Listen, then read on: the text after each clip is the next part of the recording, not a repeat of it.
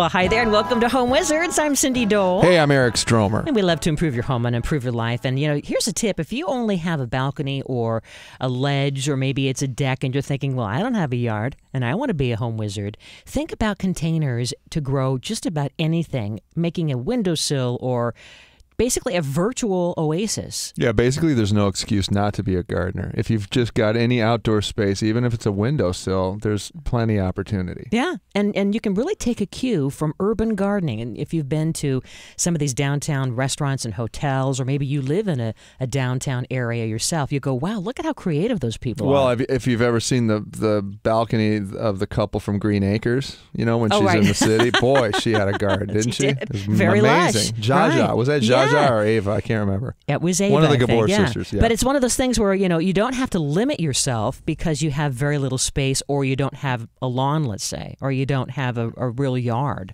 So let's kind of walk you through some of the things you can do, regardless of where you are, to not feel like you are sad and depressed, because you can still garden. And I also think the key to volume is the word vertical.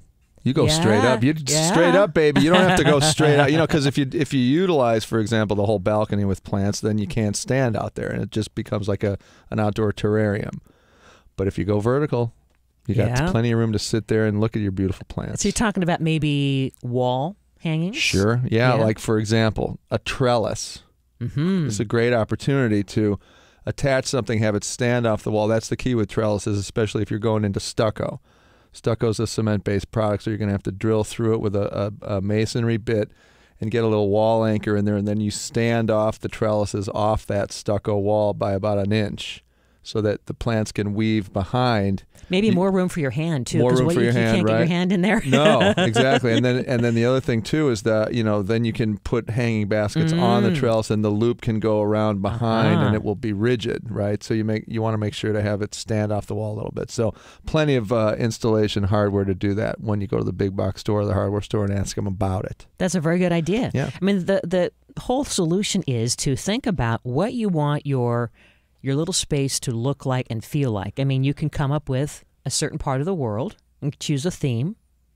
Yeah, right? yeah, you want you it sure to feel can. tropical or Asian or Southwest or like an English cottage garden, right? You just kind of pick what you want the theme to look like and then just start going crazy. I mean, start with containers and make sure you have containers with good holes for good drainage. Good drainage, yeah. And then also to that, if stuff does drain, make sure that a lot of times on those the condominium or the balconies of apartment buildings, even houses, you got to make sure that drain, there's usually a drain on the balcony, and oftentimes it gets filled with debris. So if you're watering constantly and the water's dripping down onto it, it'll end up puddling down there on the bottom. So make sure that drain's clear if you even have one. And then if you don't, when you're doing watering, you want to have some sort of a bucket underneath the plants that you're watering so it'll catch the runoff that's draining through your properly drainage-capable pots, right? Otherwise, the water just kind of goes on the floor and you sit out there in the puddle. And the other thing, too, is that when you have these urban gardens, it's really helping the environment because when it rains, it's using the rainwater to multi-purpose. It's now you're collecting the rainwater to water the plants as opposed to just being runoff. In the cities. Potentially creating the cistern or the collection device. Very nice. Yeah. Rainwater. You can shower in it if you want. Bathe in it while you're out there looking at the plants. So just make sure that when you're thinking about some container garden opportunities, you want to have at least 6 hours of sun. For most of the plants. I mean, you can probably get some plants that are more shade related, but typically if it's a flowering or if it's something inedible, you want at least 6 hours of sun per day. In your little area. I lived in an apartment in Santa Monica, California for a number of years that was a north-facing apartment. Beautiful view. Looked right at Malibu forever, and it was glorious, but there was no direct sun ever. So the plant opportunities were limited. I could do just the shade stuff. Like a fern or something? But that was about it. And the problem is, it was salt water right on the ocean, and it was always kind of difficult climate-wise to get stuff going. So See? It ended up just sort of being a blank canvas. Just concrete. Yeah, concrete. Yeah. So now you became a home wizard and everything's That's better. when thank you. Exactly. So it is hard to get enough light to grow food crops, in that kind of shady area. But make sure if you have you could also, the glass provides enough UV protection to keep the light from being strong enough. But grow lights is also a solution. So in that day when you had that patio, you could have used maybe some grow lights. Wouldn't that be nice? That would have been great. You know what I'm saying? And boy, the technology for the grow lights has really gone crazy because of the hydroponics craze, right? So there's a ton of opportunity to get nice looking lighting that can go outdoors that doesn't look like you're conducting a medical experiment. Or tanning bed. Yeah, exactly.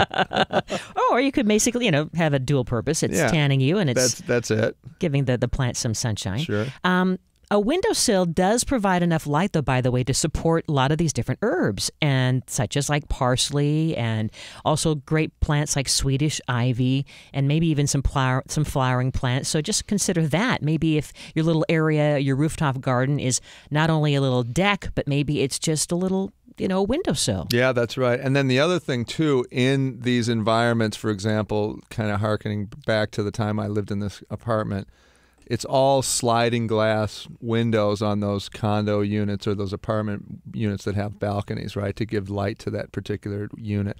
So I think it's critical and imperative to have really attractive pots. Oh, yeah. Because that's all you're seeing. You're seeing the sides of everything when you're in the house, in the kitchen, or in the living room looking out the window. It's art. It's all, so you got to make the right choice when it comes to the pottery or the containers, for sure. And choosing a container, the sky's the limit. There's so many things that you can do repurposing old things. I saw a really clever use of a piece of, it was a sewing drawer. It was part of a sewing machine, and like the drawer that was beneath the actual machine was repurposed because this person didn't sew anymore, and they drilled some holes in it. And it's this cute old, worn piece of wood that's a little mini drawer, and that became a little planter, a pot. Yeah, I know. That's really cute when you do unorthodox things as pots. I love that. Now, the one thing, if you do something like that where it is a drawer and it's a wood drawer, over time that'll definitely rot on you. Yeah. So you could do things like line it with plastic or whatever you can come up with, either sheet metal or something. So. And there's also some great self-watering containers, and that also makes a great choice for rooftop gardens. But we'll get you covered with some more terrific ideas, because really, no matter how little or how big of a space you have, we can really learn a lot about urban gardens and making your little oasis just feel like it's that go-to spot. Eric Stormer, Cindy Dole, you're listening to Home Wizards.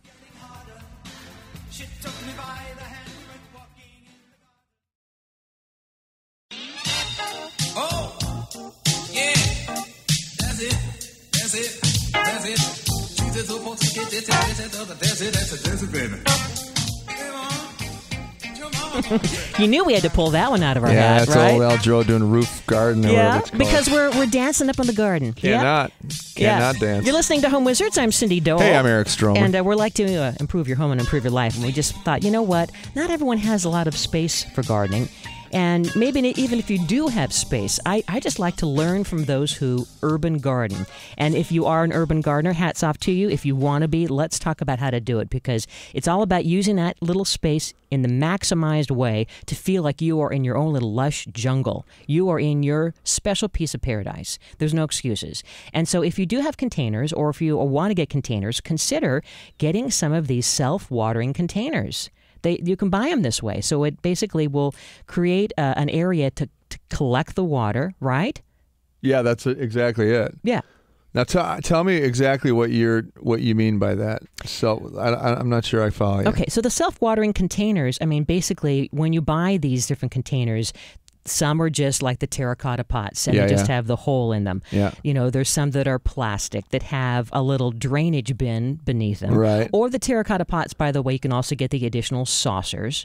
But the thing you want to make sure is some of the pots are self-watering where it has some kind of a piping in there, and it has like a drip system. Oh, yeah. Okay, I got you. I've seen those. Yeah, and you can create your own. I've seen people do it with just a plastic water bottle. So it doesn't just drip out onto the floor. It kind of goes goes back into the pot itself Yes, somehow. I see. exactly. But it So also keeps it nice, the root system not just soaking in muck. Right. Because that's important that there is drainage. Yeah, Right. I got you. I understand. Because what you're saying. most of us overwater our plants. There's no question. You I think know? we all do. Yeah. Yeah. So the idea is you want to make sure that if you are going to use containers, step one is to make sure you have that drainage hole. Then step two is to cover the drainage hole with a little piece of bark, or I like to use, I save like old terracotta chips. Yeah, it's just something to screen out the hole a little bit. And put a couple over the hole, because then it just slows down the drainage Right. process. I It agree isn't with you. going to choke the plant, but it's going to let it have the water for a few more minutes to get the nutrients. Yep, that's Right? a good idea. Because oftentimes, we water and it just goes right down the hole, and literally there goes the money down the hole. I hear right? you, So you yeah. want it to kind of linger just for a few minutes. Yeah, and then you want to have proper drainage material in the bottom of the pot, so that you've got maybe, a gradation system where you got a little bit of a larger. Well, you could put some pebbles on the There bottom. you go. Some pebbles would be perfect. And then yeah. and then put your perlite mixed with soil, and then you have to have some mulch on top. Make sure you use something that will also keep the water from evaporating. That's exactly on the right. top of your container. So That's you do right. your layers. After you have your plant in the container, then top it with, some of these bark chips or some decorative things to keep the moisture inside. Right, and then if you live in an area where you're getting high winds and stuff, it's obviously things are going to dry out rapidly. So make sure you always check your soil. And then there are automatic soil measuring devices that we've seen where you just plug it in, and then you plug it right into the soil, and then it tells exactly where you are in terms of watering. It's almost like the thermometer in a turkey when you're trying to find exactly. out blindly if you need more water or less water. Well, they right? have those now with apps too. Yeah. You know what I mean? That you can, it's a couple different things. They have one, it's a water sensor that I think one of them even looks like it has like a little stick with a pedal on it, like a plastic flower on it. And you stick it into your container, or you can even use it in your garden. And it has a USB port on it. Right. And then you take the USB port and put it into your computer, and then it tells you what the nature of your soil is, how often and you then water. and those that use that app actually have a lab coat hanging at the door when they walk into the apartment, and they're analyzing all I the know. time. They kind every of take little it. thing. Yeah. But that's good though. It is good. It's cool. And there's also the one where there's a bulb in that kind of, it's almost like a water tower in a small town, the bulbous part on the top. A little drip, drip, and drip. it's a drip system Yeah, that almost like a manually hummingbird works. feeder. There you go. It looks Yeah. like that, right? And it has a little cork at the end. Yeah, and with it's a little more maintenance free. You can just kind of walk away and leave it, and it'll kind of give you the appropriate amount of water that you need. So those are the ideas for containers. But now let's talk about vertical gardening, because that too is one of the keys to just really maximizing your space. So of course we talked about trellises. Yeah, and boy, we've seen some amazing examples of this, and now they're doing these vertical gardens indoors in kitchens and restaurants. You're seeing them all over the place. Wall art, basically. It becomes a whole wall of art. Yeah. Exactly. So generally in those configurations where you have a balcony, you're going to have a stucco wall on the right and a stucco wall on the left to kind of separate you between the other units that are in your building. So you've got a tremendous opportunity to have both sides have Just covered from with floor to lush. ceiling Yeah. to have lush greenery, Yeah. right? And then again, you're not taking up floor space on the balcony, and it really looks beautiful. And the vertical garden, I think, is really easy to water because it's sort of all right there, like a display for you, and you just kind of hit one, and it can drip down into the one below and kind of work all the way down to the bottom. So there's a couple of systems. There are the woolly pockets. Where it's a little pocket Like a made fabric. of wool, almost like a shoe holder that's on the back of a closet. There are these little Right. pockets that you can have soil in each of these pockets, and then the wool holds the moisture, but it also wicks away With a the little bit of drips. drain. Yeah, Yeah, exactly. So I think those work really well. And then obviously trellising, you can build your own trellis. You can buy it pre-made. There's tons of options for that. If you're going to hang heavier stuff, again, you want to drill into the stucco and have it stand off the wall, have it have some strength and heft, because that stuff gets heavier when you water it. Oh, yeah. So you got to make sure it's got enough ability to hold that weight in the wall. So make sure you do that correctly. And don't forget baskets, hanging baskets. I think that looks so pretty, especially if you do like a double decker or a triple, like a small, medium, large. Yeah, and that gives you an opportunity to really have that sort of waterfall effect with longer things that are viney, and then the flowers up on the top of the basket, and that really fills in that plate glass window, if it's a sliding door, really nicely. So you have something sort of center in the window, too, to look at. Well, you're talking about the trifecta of planting baskets. And that's I believe where I am. Well, that's the where you old trifecta. That's where you want to have one plant that is tall. Yeah. And maybe it has some kind of a leafy, style to it. You want to have a second that's more like a broad ground cover type of a plant. And then the third, you want it to be almost like a waterfall spilling over the edge type. And that's where you're talking about like it's a viney, or it has that kind of a look where it just kind of billows over the edges. So those three different kinds. When you're talking about the trifecta, I got kind of hot. I had to take my coat off. That's exactly what I'm thinking. Yeah, the trifecta. The trifecta, Love it. the triple way of doing that. And by the way, while we're speaking of the triple, make sure that when you're watering your containers, this is our other tip. Tell them about the tip of watering the three-way in the container. You water it once. Yeah. You let it drain. That's right. You water it a second time. That's exactly it. But the third time, that's when it finally says, "Oh, thank you. You get me. You've done it. I'm me. hydrated. I'm finally fully hydrated." Yeah, because exactly. you know how when you put it in your kitchen sink and you run water, it seems to just go so quickly through that it doesn't feel like it's really watering. So yes, that's the trifecta of water. Exactly. As well. Now keep in mind too that for urban gardening, there are a lot of community gardens, and growing your own food and flowers is more and more popular, of course. And so you can go to places. There actually is the American Community Garden Association to find your local cooperative extension service and see if there's one near you. And you can even start your own community garden. How cool is that? So great. To kind of like team up with all your neighbors or other people in the area, and come up with a plan where then people can share plots and kind of share and swap different kinds of food. Like I'm going to grow the tomatoes, you grow the potatoes. That's it. And then, don't forget, water features are possible within these configurations as well. So, I saw a beautiful apartment a friend of mine lives in where you look out the window and the first thing you see is like a trough that becomes sort of a water garden element with the lily pads and the water lilies coming up from that. And then you get your actually had a little fire pit next. Oh, neat. Right? Uh-huh. And then from there where the hand railing is, it's only about 5 foot deep balcony. You've got, beautiful bushy plants and flowers that are hanging off that railing. So the whole thing becomes like an outdoor environment. It's really inviting and gorgeous. It's like you're in Hawaii or something, I know. Right? Yeah. And be thinking, too, about when we're talking about the trifecta in containers, it really is that 3 rule. You'll find it as a common theme throughout all design, inside and outside. Be thinking in 3s, because there's something about how that gives you a balance. So not only in the height, the width, and then the spillover factor for a container, but be thinking about maybe in terms of the other types of plants and decorative things you have in your urban garden. Mm-hmm. You want to have the height, the width, and the spillover factor. So here you're talking about the water, kind of tapping into your senses, right? That's right.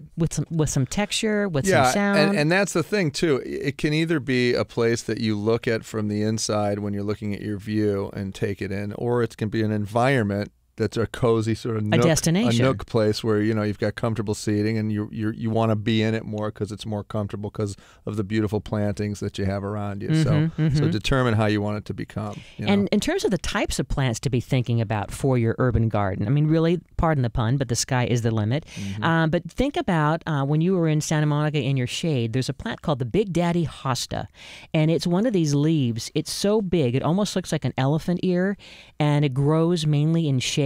But the leaves are like a blue-green with this really rich, deep texture.